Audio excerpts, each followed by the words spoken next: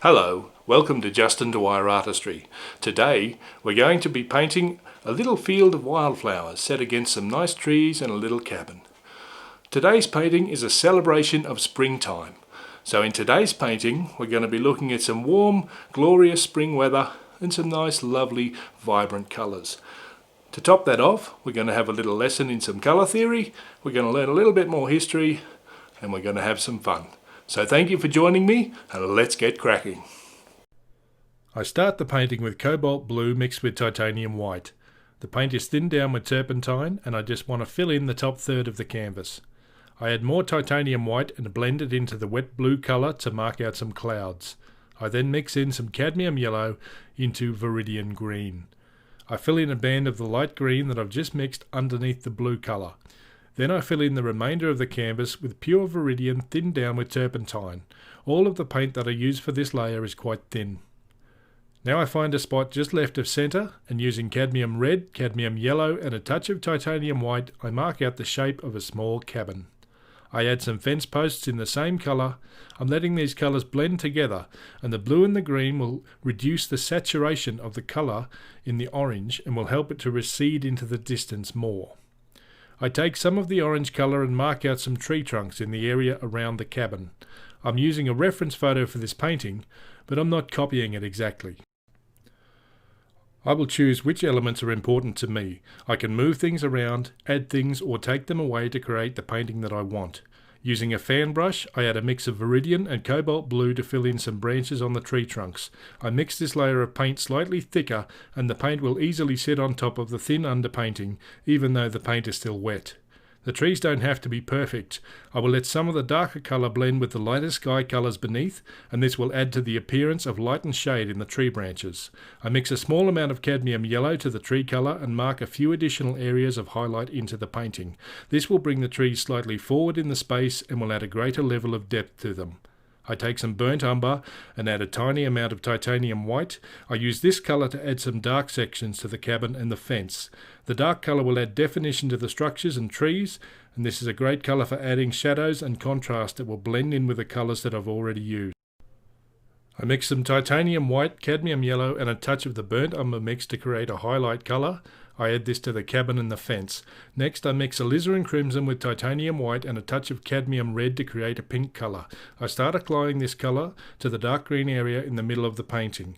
I just keep adding small dots that will get bigger as I move down the canvas. This will add to the appearance of depth in the painting. I'm using pink against a green background because these are complementary colours. Beginner colour theory with Justin Dwyer. Colour is either pigmentation in the surface of an object such as a red tomato or is light reflecting through a prism such as a rainbow. Colour is often described by a few key terms. Hue, this is the term for what the colour is, for example red. Warm colours are colours containing reds and yellows and remind us of physically warm things like fire. Cool colours contain blues and greens and remind us of physically cool things like water. Primary colours are bright, vibrant colours that can't be made by mixing. They are yellow, red and blue. Secondary colours are more relaxed than primary colours and are the result of mixing two primaries together. The resulting colours are green, orange and purple. Complementary colours are colours that pair well together and will create a pleasing and energetic combination. The pairs are red and green, blue and orange and yellow and purple. Analogous colours are colours that are similar and will mix into each other without jarring, such as blue and green, yellow and red, and blue and purple. A shade is when we're adding black to a colour. This will reduce the saturation and darken the tonal value. Colours with black mixed in are often gloomy and dense in appearance. A tint is adding white to a colour, which will reduce the saturation and lighten the tonal value. This creates colours that are sometimes referred to as pastels and are light and airy. Saturation. This term details the intensity or purity of the colour. For example, red paint straight out of the tube is at maximum saturation. Adding any other colour to it will reduce the saturation.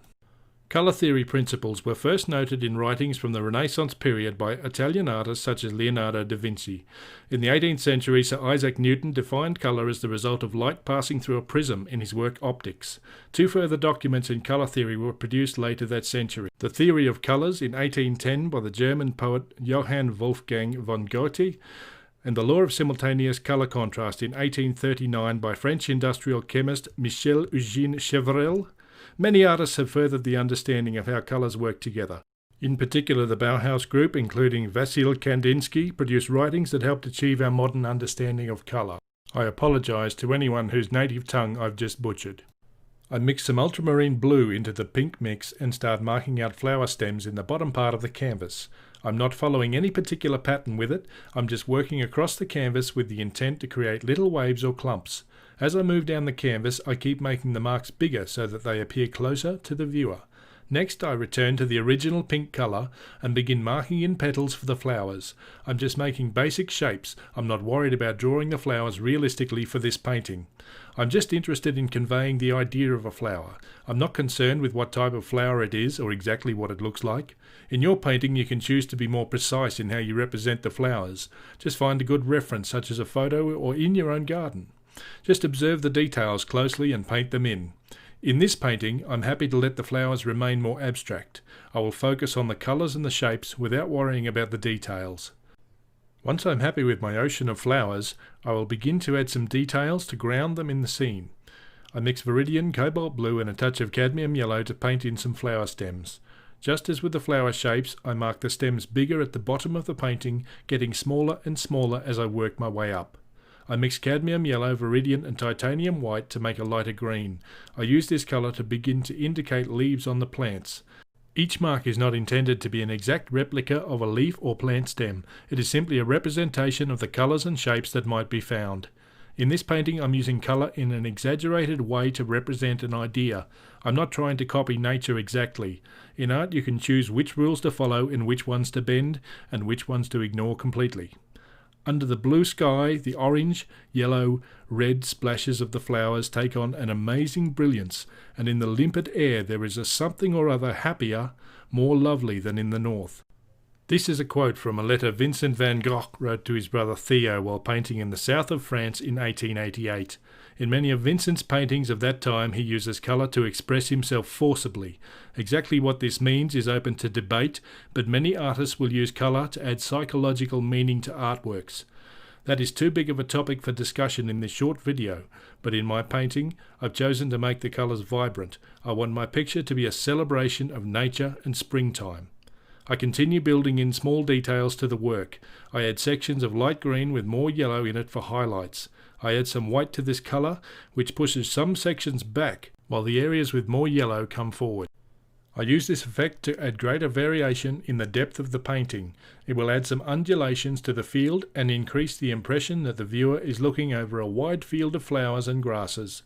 I mix some titanium white very thinly and add some wispy highlights to the clouds. This will give them the appearance of movement and will add to the contrast of the background. The added contrast will draw the eye to the top of the canvas to help balance the strong colours at the bottom, but it will also reduce the sense of depth. I mix titanium white with a dash of cadmium red to make a pale pink. I add this to some of the flowers to add highlights. I don't add this to every flower, I simply want to add further variation to the field. I mix some more yellow, white and green and add further variation to the plants in the foreground. Again, I don't follow a particular pattern, I'm simply adding an additional variation where I think the field has become too static. I add more white to this colour and mix it to a very thin consistency with turpentine, and I add it to the rise that the cabin sits on. This helps push the midground back while further adding detail to the grass or flowers. And that's it. The painting is done. Thank you so much for watching. I hope you enjoyed the video. If so, please like and consider subscribing to my channel for more videos like these. If you want to see more of my work, there are links in the description box below. Finally, don't be afraid to leave me a comment and let me know what you think of the video or what you would like to see in the future. Thanks again, have a wonderful day, and bye-bye.